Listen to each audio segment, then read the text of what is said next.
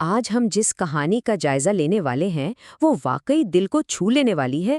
یہ کہانی ہمیں سیدھا اس کے مرکزی کردار ایک چھوٹے سے لڑکے علی کی نظروں سے دنیا دکھاتی ہے۔ یہ ایک ایسی کہانی ہے جو ایک انمول اور گہرے رشتے کے گرد گھومتی ہے۔ کیا واقعی ایسا ہوتا ہے کہ دنیا کی سب سے گہری اور سچی دوستی وہاں مل جائے جہاں اس کا بالکل بھی گمان نہ ہو؟ یہ سوچنا ہی کتنا عجیب لگتا ہے نا، لیکن سچا تعلق اکثر کسی بھی منطق یا دلیل کو نہیں مانتا۔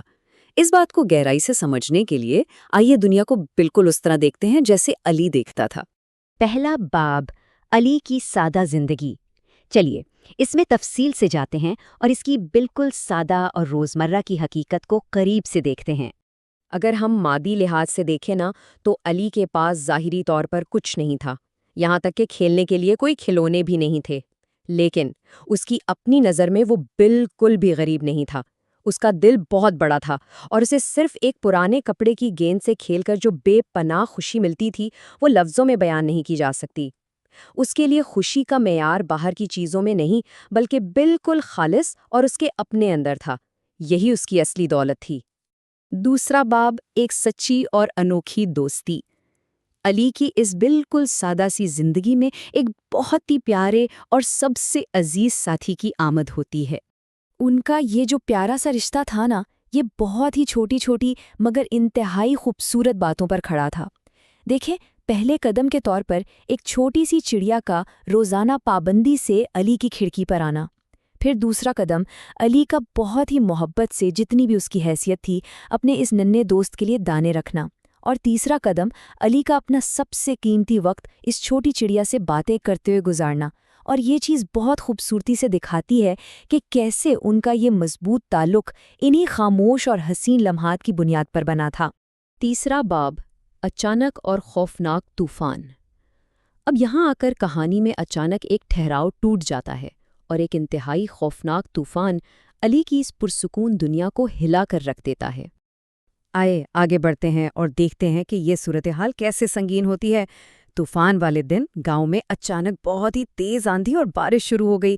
چند ہی منٹوں میں حالات ایسے ہو گئے کہ لوگ خوفزدہ ہو کر اپنے گھروں میں چھپ گئے، مگر علی کا دل تو کانپ اٹھا تھا، کیونکہ اسے اچانک اپنی اس ننھی سی دوست کی یاد آئی۔ سوچیے اس کی حالت۔ اپنی جان کی پرواہ کیے بغیر وہ فوراً اس خطرناک طوفان میں باہر بھاگا اور بہت دیر تک بے چینی سے ڈھونڈنے کے بعد بالآخر اسے وہ چڑیا ایک درخت کے نیچے ملی، مگر وہ شدت زخمی حالت میں تھی۔ چوتھا باب، دل ٹوٹنے کا دکھ۔ کہانی اب اپنے سب سے بوجھل اور شاید سب سے تکلیف دہ موڑ پر داخل ہوتی ہے۔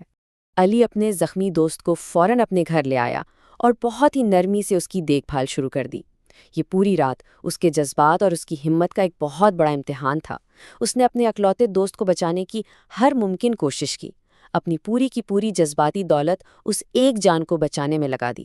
لیکن افسوس، طوفان کی شدت کی وجہ سے وہ چھوٹی چڑیا اب بہت زیادہ کمزور ہو چکی تھی۔ اگلی صبح کی روشنی اپنے ساتھ ایک انتہائی تلخ حقیقت لے کر آئی۔ وہ ہمیشہ کے لیے دنیا چھوڑ چکی تھی۔ تو یہاں سب سے اہم نقطہ یہ ہے کہ اس نقصان کی حتمی نوعیت نے، اس مکمل کھوٹ نے علی کے وجود کو اندر تک ہلا کر رکھ دیا۔ یہ ایک ایسا خلا تھا، ایک ایسی خاموشی تھی جسے اب زندگی میں کوئی نہیں بھر سکتا تھا۔ اس گہرے صدمے کے بعد علی کے دکھ اور اس کی تکلیف کا لمبا سفر شروع ہوا۔ وہ اپنے واحد دوست کے کھو جانے پر بے تحاشا رویا، پھر انتہائی احترام اور محبت کے ساتھ اس چڑیا کو باغ میں دفن کر دیا۔ لیکن بجائے اس کے کہ سب ختم ہو جاتا، علی کے دل میں یہ رشتہ وہاں ختم نہیں ہوا۔ اس نے ہر روز اس ننھی سی قبر پر تازہ پھول رکھنا شروع کر دیے۔ اس کا یہ روزمرہ کا عمل یہ ثابت کرتا ہے کہ ایک انتہائی دلخراش نقصان کے بعد بھی سچی دوستی کے جذبات اور احساسات کبھی نہیں مرتے۔ پانچواں باب، سچے دوست کی اہمیت۔ اب اگر اس سارے واقعے سے ذرا پیچھے ہٹ کر دیکھیں تو اس کہانی کا اصل پیغام بہت واضح ہو جاتا ہے، جو علی نے اتنی گہرے درد سے سیکھا تھا۔ ایک سچا دوست آخر ہے کیا؟ کوئی ایسا شخص جو بے حد قیمتی ہو، جس کی موجودگی سے صرف خوشی ملے، اور اس عارضی مگر انتہائی خوبصورت رشتے کو ان کی موجودگی میں ہی پہچاننا اور قدر کرنا لازمی ہے۔ اب اس حوالے سے جو سب سے دلچسپ بات ہے وہ یہ ہے کہ اس چڑیا کے ساتھ گزارے گئے اس بہت ہی مختصر سے وقت نے علی کے لیے ساری زندگی کے واسطے خلوص اور تعلق کی قدر و قیمت کو مکمل طور پر ایک نیا مطلب دے دیا تھا۔ اور یہی بات ہمیں آخر میں ایک انتہائی اہم اور تھوڑا سا چبھنے والے سوال کی طرف لے آتی ہے۔ کیا ہم آج اپنی زندگیوں میں موجود ان سچے دوستوں کی ویسی ہی قدر کر رہی ہیں، یہ جانتے ہوئے بھی کہ زندگی کتنی غیر یقینی اور نازک ہو سکتی ہے؟ یہ کہانی ہمیں بالکل خاموشی سے اپنے رشتوں کو دیکھنے اور اس فانی زندگی میں کسی کی موجودگی اور محبت کی اہمیت پر گہری سوچ بچار کرنے کی دعوت دیتی ہے۔